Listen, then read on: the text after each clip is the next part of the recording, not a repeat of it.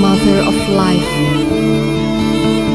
a womb where all living things born,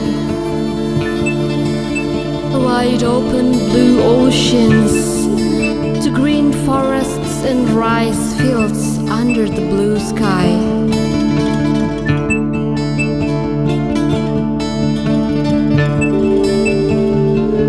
Mother Earth is the greatest gift.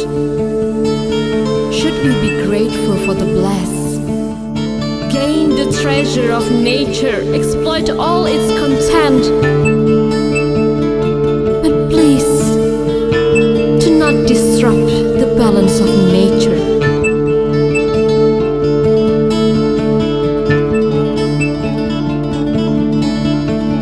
Save my world, your world, ours. Stop hurting the earth.